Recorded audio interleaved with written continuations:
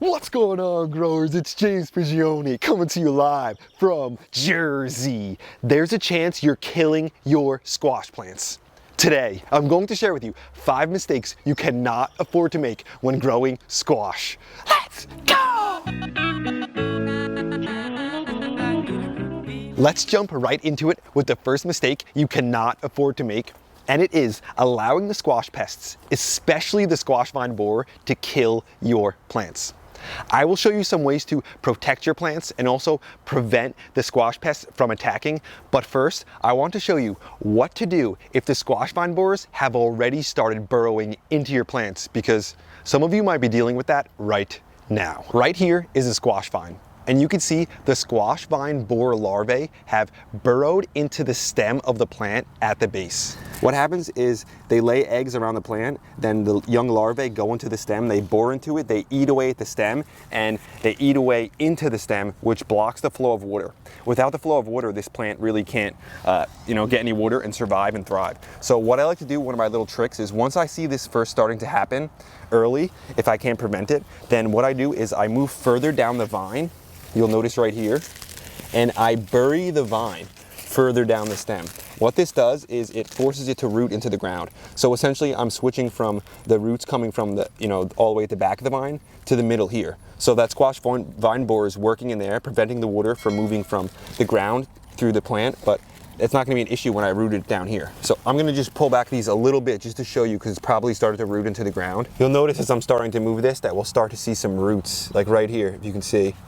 They're starting to root into the ground already. I don't want to move it too much to disturb it, but this is how I like to save this plant right here. And it really thrives once it roots into the ground. You want to start burying the stem at the first sign of the vine borer before the damage is bad. This way you could go back and cut into your squash plant and remove that vine borer larvae after the plant has rooted. If you do it after the plant has rooted, then it won't be as much stress in the plant and you won't end up like killing your plant. Rooting vines is pretty easy. They kind of just root on their own. You have probably had some of your own squash plants that kind of just like rooted on accident just by themselves. So this is a clever way of using that easy rooting tendency of the vines to your advantage. It's important to note that this is for vining squash varieties, like this one right here. You can see it vining just about everywhere. Another thing you could do is you could take some BT and inject that into the stem of your plants. This will move through the stem and kill that vine borer larvae that's inside of your plant. But if you don't want to do that, then you can just go with this burying the vine trick that I came up with. It works pretty well for me. Let's say your squash plants are still young and they haven't been attacked by the squash vine borers, the squash bugs, or the cucumber beetles. Right now is the perfect time to protect them before the attacks commence. To do that, a very simple way is just with an insect netting. This is super easy and super effective. It'll make it so the bugs, they can't even get to your plants. Just make sure as your plants start to flower that you take this insect netting off. This way the bees can get in there and pollinate your plants. You might be thinking, yeah, the insect netting will work perfect on my plants when they're young, but what do I do to protect my plants from pests as they get larger? And what if I don't have a cover and I can't use an insect netting? Well, don't worry, I have a solution for that, and it is surround kaolin clay. This is an organic, super fine clay that we spray on our plants, and it protects them because it puts this clay cover over those plants. Then when bugs and pests like the cucumber beetles come to try to go after your plants, the clay gums up their sensory organs and it just makes the plants way less attractive for the pests. This organic clay spray, and it has to be surround. You can't just use regular kaolin clay or it will not work and it will probably damage your plants. It also masks the plants. So when they're covered in clay, it makes it much harder for the pests to actually find the plants because they're much harder to spot. Another thing is this spray, it also discourages the squash bugs from laying their little orange eggs on the underside of the leaves. So when spraying this surround kaolin clay, make sure to get the underside of your squash leaves as well. Last year, I even sprayed this surround on the stem of my squash plants, and I think that it helped actually discourage the squash vine borers from getting at the stems, burrowing holes, and putting that squash vine borer inside of the stem. I think it helped considerably. Any or all of these suggestions will help overall because it will just reduce the chance of those pests decimating your plants. Another thing I like to do is use variety selection to help me deal with squash pests. For instance, I'm growing the blue Hubbard squash as a trap crop. The blue Hubbard squash is highly susceptible to both squash vine borers and squash bugs. So I'm drawing the squash pests away from my plants that I want, like the Costado Romanesco, and instead they're being attracted over to the blue Hubbard squash. This way it acts as like a trap crop or sacrificial crop. An additional way to use variety selection to help you deal with the squash vine borers is to plant something like the butternut squash. That one is practically immune to vine borers. So if you get that one in the ground, you won't really have to worry about the squash vine borers. It's always easier to avoid a problem rather than having to like manage it. Another thing you could do is check out this plant right down here. This is a Zucchino rampicante, and it's a really awesome plant. The reason it is because, like I mentioned, you can grow the butternut squash. That one's practically immune to the vine borers, but it's a winter squash. What if you want to grow a summer squash so you can grab some snacks and eat them like now? This is a great option because the Zucchino rampicante, it has those thick, hard stems like the winter squash do, which means it's more immune to the squash vine borers. The thing is, you can eat this one and get a harvest from it as a winter squash. You can let it fully ripen. It'll turn like this orange color. It looks nice and it's great as a winter squash, but you can also eat this one as a summer squash. When the fruit is young, you could just cut one of the fruits off, dice it up, and eat it just like you would a regular summer squash. So this is a very unique plant in that you could either eat it as a summer squash early, or you can let it go as a winter squash, and it has great immunity to the squash vine borer. The second mistake is not staggering your squash plantings and failing to plant another round of summer squash in July. Planting a second round of squash right now is also an additional way to help avoid those squash vine borers, because if you plant another round of squash right now, then later in the month it will start to mature, and at this time the squash vine borers stop laying eggs. So you could essentially just avoid the squash vine borer simply based on when you plant. Another thing is the cucumber beetles, they will also be less prevalent later in the month. So simply by planting another round of squash, you can make sure you've got a lot of harvest coming down the pike, and you won't really even have to deal with the squash pests. What I like to do is, once I see my summer squash starting to head into production, you'll notice this one is kicking out an insane amount of fruit right now. So we'll grab one of these. Once I see them start to head into production though, I will go and I'll plant another round of squash in seed cells, or I'll just go around and plant them in some open spaces in the garden. This way, I can make sure I get a nice early harvest from squash, just like this. But if the squash vine borers come and kill this plant, then by starting that second round of squash, I can make sure that I always have other squash plants on deck ready to replace this one if necessary, to make sure I always have big harvests coming in. We want to make sure we get a lot of harvest from these squash because it's one of the best summer veggies. The third mistake you cannot afford to make is allowing bad pollination to reduce your harvests.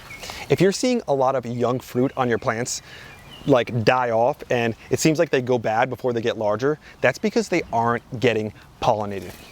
If your flowers open up, those female ones, and you've got like some cloudy days and it's raining and the bees aren't out there, your stuff's not going to get pollinated. But you can take the matter into your own hands. First, we want to come out in the morning and identify the male flower. The male flower looks like this. It's just got this long, thin stem, and it's much different from the female. So what I'm going to do is take this, I'm going to dip it in. I'm going to get some pollen on it, just like this. Next, I'm going to move over to a female flower right down here. And the female flower is pretty easy to identify because it has that mini little zucchini at the end of it. So then we take the pollen from the male flower and we're just gonna put it into the center and pollinate that female flower just like that. So what that's gonna do is ensure ourselves a better overall pollination. If we want though, we could just take this male flower like this and kind of, peel away some of the leaves and then just put it into the center like this too, if you want. So this is just ensuring ourselves a better pollination overall, which will lead to bigger harvest because more fruit equals more food basically. The fourth mistake you cannot afford to make is forcing your summer squash plants to stop producing because you're allowing the squash to over ripen on the vine. If you allow even one squash to fully ripen on the vine, then the whole vine will quit producing. The plant will switch from the production of flowers and fruit over to the ripening and finishing of that seed, and we do not want that. Check out this squash right here. This summer squash is getting mighty close to being too large. This one, it's not at that point just yet, but we're almost getting there. I need to make sure I go out and grab this squash, just like this, to make sure that the plant knows it needs to keep producing more flowers and more fruit. I'll also grab this other squash right here, because I don't want to let this one over ripen. Now, because we grabbed this fruit, the plant will continue to produce more flowers and more fruit, increasing our overall harvest, which is exactly what we want. When in doubt with summer squash, you want to pick them early. Like this one here is a perfect size, and even this one here, the smaller one. Again, it's always better to pick them early because when it comes to your summer squash, you really can't pick them too early. And in my opinion, the younger squash, they have a better flavor. They're juicier, they're sweeter, and they're a little bit softer. The most ideal time to pick them is when the blossom first drops off the tip of the squash right here. But when it comes down to it, it's definitely better to go out there and pick them early and often because these things will keep producing up to a frost as long as we stay on top of picking and the plants remain healthy. So when it comes down to it, the more you pick, the more you get. It's important to note that this idea of the more you pick, the more you get does not apply to winter squash, pumpkins, or gourds. It really only applies to fruits that we can get a harvest from before they need to fully ripen on the vine. So don't go out there and pick your winter squash early or you won't be a happy gardener. The fifth mistake you cannot afford to make is leaving diseased and damaged leaves on your squash plant and opening that up to spread fungal issues throughout your plant. Come in here real quick. Check out this leaf right here. So it looks like it has a few issues with it potentially. I don't want to leave this leaf. What I'm gonna do is just go by with my pruners and cut this leaf off as close to the stem as I can right back there. So we're removing this leaf. For new gardeners, sometimes it might seem like counterintuitive to remove some leaves, but when we remove some of the leaves, especially down at the base of the vine, then that opens the plant up to get more light and more airflow. Those two things are the enemy of disease. So by opening this plant up to a little more light and a little more air, that will make it so we have less disease problems. If you leave a diseased leaf on a plant, overall it will cause more harm than good. I wouldn't prune any leaves above where the vine is still producing fruit. So we've still got fruit coming on the vine right here. Just the male flowers are here, then the female flowers will start to show up. So I wouldn't prune any leaves up here. Instead, I would prune the leaves that are below where the vine is producing fruit, like down here, only if the leaves seem like they need to be removed, like this one here. It's got a few little problems on it. And what this will do is it will just help get more air and light to the stem down here. Like this leaf also should be removed. You see it's kind of rotting like that. And as this continues to vine, it will keep growing and keep growing. And a lot of these lower leaves will start to have problems. So it's good to just remove them instead of them causing issues and sending that issue up the vine. Another thing you could do when it comes to vining squash like this one is you could go by and remove the suckers. If you notice right here, this is the head of the vine. Right here, this is where the leaves are unfolding from. But in the crotches, just like tomatoes and cucumbers, like you'll notice down here, there are new tops forming, almost like suckers on a tomato. This will grow out and the vine will start expanding from there, and it'll be like the vine is growing in all different directions. Almost like another squash plant will grow out of the crotch of this squash plant. If you want, you can allow them all to grow. but you could also go back and prune off the suckers. This will reduce the overall yield of the plant, but if you want to grow your squash vertical, this is the way to do it. Or if you want to plant your squash in a super dense way and remove all those suckers to allow them to just grow up one single stem, like I do my tomatoes, you can. This will allow you to grow more varieties in a smaller amount of space. It just wouldn't be right if I didn't leave you with a few bonus mistakes to avoid. And the first one is to understand that squash are heavy feeders. That means that they need some fertilizer in order to really perform well. These things grow incredibly fast and kick out a lot of fruit in a short period of time, so they like to eat. What I suggest you do is, when first either planting your squash or transplanting into the garden, you want to mix in an all-purpose fertilizer. JP Secret Stuff is my favorite because it's organic and it's mine, and I know it works really well. Then, when the squash plants start to flower and head into production, you want to go back and give them a top dressing of the all-purpose fertilizer. This way, they have enough nutrition to just grow prolifically, to produce a lot, and when it comes down to it, we need to make sure we're feeding our squash so they can stay on top of feeding us. Another mistake I see gardeners make, and especially new gardeners, is they just plant out their squash too early in the season. Squash are sun lovers. They really love the heat, but they hate the cold, and they also don't like getting cold feet. Even if in the spring you get some nice warm days, if the actual soil doesn't heat up, then the squash plants won't be happy if you get them in. You can like transplant them into the garden early, and then they'll just basically sit there if the weather isn't right and the soil's not warm. They won't grow at all. And sometimes they'll even seem to like go backwards in growth. That's not what we want. Instead, when it comes to your squash, it's always better to plant it out a little late rather than too early, because once that summer sun truly comes and the weather is right, these things grow so incredibly fast. So overall, don't rush when it comes to your squash. You think sometimes earlier is better, but when it comes to squash and even cucumbers, sometimes planting out too early, just like some of the other stuff I talked about, causes more harm than good. An additional mistake you cannot afford to make, because it could just cripple your overall squash production, is using improper watering practices. When it comes to watering your squash, the correct way to do it is to get your hose and to water your squash plants at the base, just like this. The reason it's so important to water these plants at the base, let's actually cover these roots up a little bit more, is because if you get the leaves wet, if you do like an overhead watering and get the leaves wet on this plant, then that's just gonna increase the overall chance of your plants getting fungal issues, because you know that's how fungal issues spread, when the leaves are wet. If you do, for some reason, need to get the leaves wet, if you do something like an overhead hose to water your plants, just make sure you do that in the morning. This way, as the sun comes up, that can dry out the leaves. What you don't wanna do is get the leaves wet at night, then they have to sit wet all night, and that's just going to cause a lot of problems for you. So a simple way to avoid some fungal issues is just use proper watering practices. You'll notice I don't have a mulch down here. That's because I just started to rip out some of my spring veggies to get the rest of my summer ones in. You'll notice over here though, when it came to my peas, I didn't pull the peas out with the roots. I just cut down the peas, because these peas are nitrogen fixers. They take atmospheric nitrogen, convert it, and store it on their roots as nodules. Then as this plant dies, like it just did, it will release nitrogen into the soil that our squash can then tap into.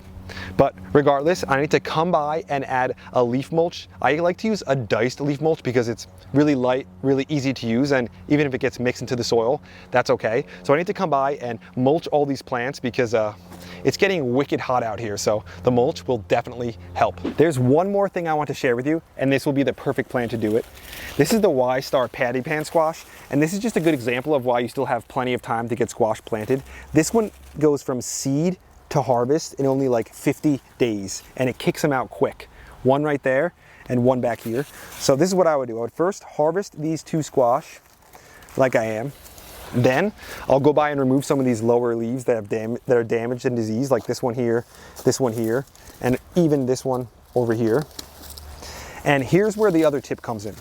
You'll notice this vine. See, it's growing one stem. It's gonna keep growing out, and then it'll get, 4, 5, 6 feet long. When this plant gets to about 5 feet in length, if it's not a variety that doesn't really like to sucker a lot, some varieties will just sucker more than others. If it doesn't sucker a lot, then once this vine gets to about 5 feet in length, I'll come by and I'll remove the head of the vine, the top right here. When you remove the head of the vine, what that will do is it will encourage suckers to grow between the crotches of the plant. Right now, that's not something I want because I want this vine to just keep growing out and producing more fruit. But like I mentioned, once it gets to about 5 feet or something, the production can start to slow down. To increase the overall production, we remove that head of the vine. It causes the suckers to form and then a lot of fruit to form along those suckers. So essentially, we could increase our harvest, but it's a timely thing. I don't want to do it right now. I want my vine to get longer before I pinch off the head of it. That's today's video, growers. Thanks for watching. I hope you enjoyed it. I hope you got something out of it. I truly hope that you avoid these mistakes because all these things could just take away from your harvest, and that makes gardening less fun.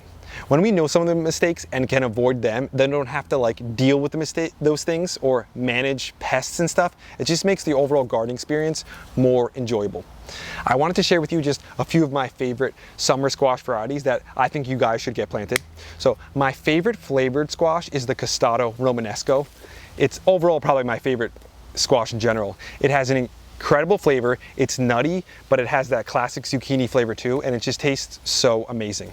Another good one is the white scallop squash. This is a Native American variety, and it's been around for such a long period of time, but it's probably the most productive squash that I've ever grown. It kicks out so much food, and even like heading into fall, it still doesn't slow down. While some of the other squashes could get some issues with like powdery mildew sometimes, the white scallop squash, that thing never quits. It just keeps producing fruit. Another good one is that Y-Star Patty Pan that I shared with you. That one's good because again, it only takes 50 days to go from seed to harvest.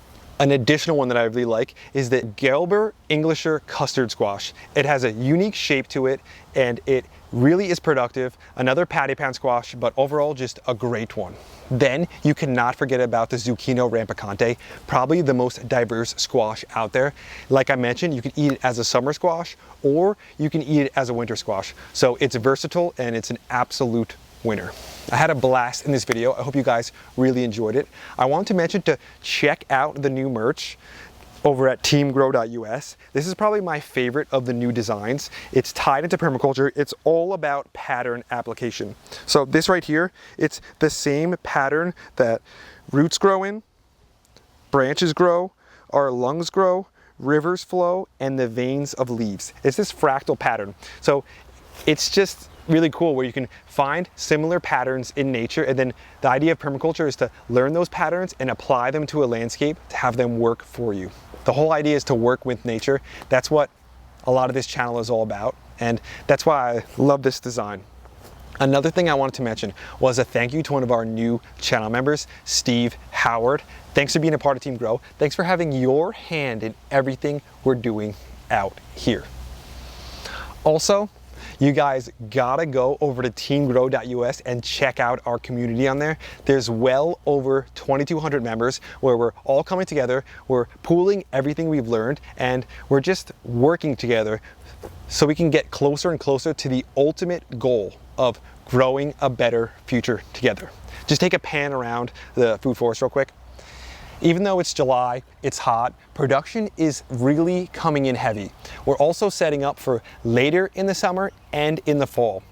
Even if you're getting production and you're getting some fruit, that's no reason to slow down. Actually, that's a reason to take a step back and realize, you know what, this production could start slowing, so I need to make sure that I'm always sowing. That's something we share with you guys a lot. You gotta plant if you wanna get a harvest. If you wanna reap, you gotta sow. That's just the way it goes. I mean, I tried to make that one rhyme, but I guess not. I had a blast though. It was a lot of fun. I'm starting to get a little too hot. We're gonna close this video out. We'll catch you guys on another one real soon. We out.